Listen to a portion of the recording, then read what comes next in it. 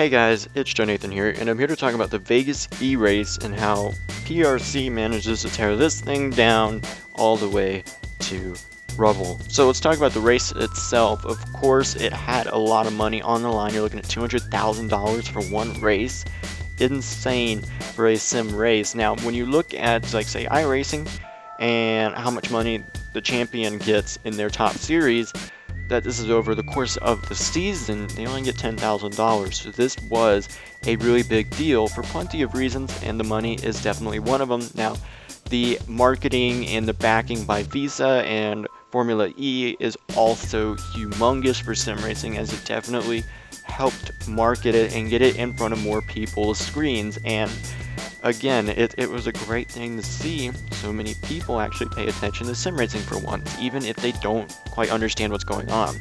Now, the stream itself and the race wasn't perfect. Of course, the stream did have poor frames, and the quality kind of went in and out a little bit, so it would have been nicer to have a better stream overall, but that's not the biggest problem. I mean, when you look at rFactor 2 as a whole, I mean, I would say it's the best sim out there, but definitely not the best looking. Now, that's something that a lot of people are going to focus on, especially if they really don't know or don't value the physics as much. Of course, people are just watching it and they can see it. If they don't know, they can see it doesn't look the best that it could look. You know, rFactor 2 is going to be receiving some graphic updates soon, but obviously not soon enough, as this event unfolded on DX9 and outdated graphic software. So right off the bat, I mean, there's not enough value placed on the physics themselves. So I mean, the graphics of course are going to get destroyed by the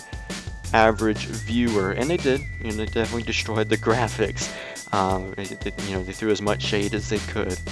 But of course, that wasn't the only thing about rFactor 2 that they criticized. There was no car swap, you could say. So that's something that just doesn't exist in any sim yet. It's not something that you can fault rFactor 2 for exactly, but definitely if they want to carry on with this, it would be really, really neat if they could do a car swap. But of course, it's sim racing. You're very limited there. It's not like you can actually hop out of your vehicle, run over to the other one, and hop into that one. Although, hey, you know, make it like GTA. That'd be interesting to say the least. Now, also, when you talk about the race, there was the fan boost glitch, and that thing was, yeah. There's a lot of words to describe that one, but you could just say it was broken. Obviously, it really ruined the integrity of the competition. Of course, it gave an unfair advantage to a certain driver, and that driver went on to win the race because he had fan boost for about 6 laps. And yeah, that's not cool, especially when you got $200,000 on the line. I mean, really, it doesn't matter how much money is on the line. It's not cool regardless. But yeah, with all the money on the line, it did not look good. And of course, that sparked controversy. And that controversy, again, you know, on such a big stage, is not a good look for sim racing, especially when sim racing is finally putting itself out there. And speaking of big stages, PRC has a huge platform and a booming voice in the sim racing community, and nobody knows how to use it worse than PRC.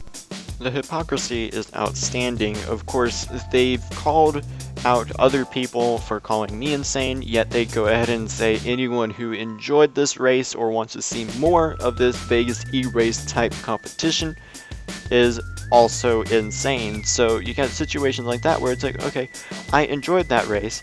I want to see more opportunities for sim racers to have this esport type platform.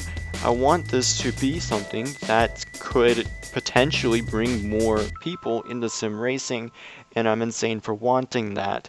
I don't understand why PRC has to take such a negative outlook and instead build upon it, because this was a first attempt via a mod that wasn't that well made, and more importantly, was a mod. I mean, there's so much potential here, whether it's from a mod or a proper developer.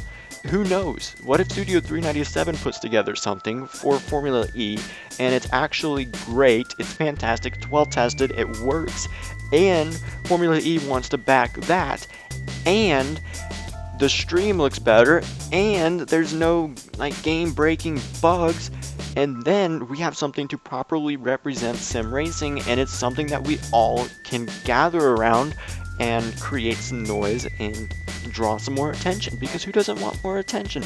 Who doesn't want to be able to sim race and earn money off of it, just like you can do with like League of Legends or Dota 2? I mean, I don't understand why it's such a bad thing to want that. And this, it may not have gone perfectly well, but if Formula E and VIS have ideas to make this an esport, turn it into like a full championship season, whatever, buckle up. This could be good, you know? This is an opportunity presented to us, and to attack it and gang up on it and try and bury it like that is a bad idea, because we don't know where this could take us. And even if it fails, it's better to try it than to not try it at all. So anyways, that's it for me. If you guys have any opinions, of course, the comment section is always open down below. I'd love to hear what you guys think. And that's it for me. Until next time, have a great day.